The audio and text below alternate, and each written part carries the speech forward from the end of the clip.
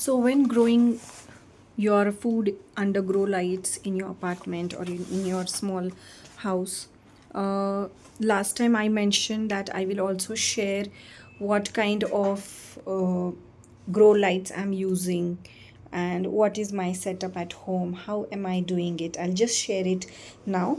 The lights which I'm using is this plant grow light. um, you can see this is it has a pink color though, and you can see the specifications here. I actually got them from China. 10 or 11 of them I had ordered, and for me, like maybe 2 years back, 2 to 3 years back, I had ordered them. So you can see the specifications. They show 110 to 220 volt, and the hours, the lifespan also is mentioned, and it's quite good actually, because even if I'm not able to show this, it is specifically made for the plants. They say extremely bright, stay safe and durable, easy to install, and no noise. So this is a quite good type of grow lights. Though, although what happened was when I ordered, they were not attached with the wire. So all this these wires I had to spend extra this wire, and then I had to get it attached to one of my old shelves which was lying in the house. So this is the setup which I had to do, wherein these are the lights that this is the setup which I called an electrician, and he did it for me. So on each shelf, if you could see, there are two lights under each above each shelf. So 8 are there on this shelf, and few others on the other shelves. This is how my spinach looks like. These are the chickpea greens. There is one more query, that what kind of potting mix I use for the plants. Now you can see here the potting mix that I use is very light and fluff, and it is definitely not soil. I use a soilless potting mix, and I've added perlite to it, some perlite. But if you don't have perlite, it is okay. Definitely it is not a must that you should add perlite, but perlite gives any kind of potting mix a little lighter. You see, it makes it little lighter, and it creates air pockets inside, and the soil doesn't get become compact, and it helps the root growth. So that is the reason we can add perlite and vermiculite to it. But and the this is soilless potting mix. So what exactly it is? It is not vermicompost, it is not any other kind of compost, but it is just the leaf compost, and I'm very happy with this kind of compost. It is very cheap. I would say it is not only pocket friendly, but it is also good for the plants. It has all the nutrients, and additionally we can add few other nutrients which we think the plant might need at different stages of its life. Now, why I am using the leaf compost is, first thing, it is very light, it is very airy, and it helps the plants grow. It has nutrients, it is pocket friendly, definitely one of the reasons.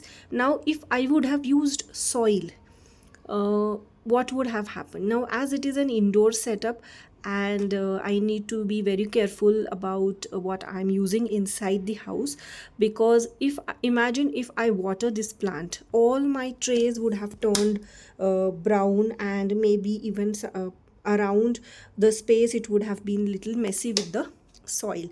Also, soil has tendency to become compact, and it also loses nutrients over the time. So for that reason, I used only the leaf compost. Now leaf compost in my area is very easily available, and even you see, I have few videos in which I have also shown about how to make leaf compost at home.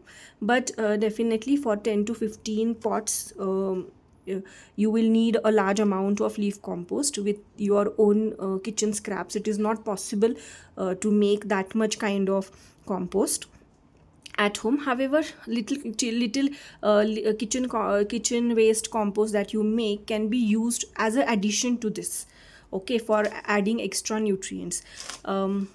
But it is a time consuming process, though it is a very you see enjoyable, or you can say a very good experience to have make your own compost. But it takes at least 2 to 3 months with a certain type of temperature. And mm, though it is not very difficult, making compost is very easy. But the quantity which we need will not be fulfilled by our own kitchen waste. So for this reason, I got it from a nearby nursery wherein they make this leaf compost on large scale. And I am sure everybody might get this kind of compost anywhere nearby. Now I cannot use cow manure or any kind of compost that can smell inside the house, okay, because it is an indoor setup. I don't want any kind of insects or any kind of smell that can cause the house to, you see, smell. So definitely I'm avoiding those kinds of compost. The only thing which I use is the leaf compost, and above that I add some fertilizers, the inorganic ones. Although pesticides are 100% no, I don't use pesticides at all. So in the next section I'll be showing what kind of fertilizers I use. This is the Easy Grow for of, I think it is Osho Easy Grow. And if you can see, this is for the flower and fruiting stage. So you can see the NPK ratio is 14:11:33. So the potassium ratio is high in this because it is important for the flower and fruiting. Then there is this Easy Grow vegetative, okay, this is at the vegetative stage, and you can see the NPK ratio wherein the nitrogen is high.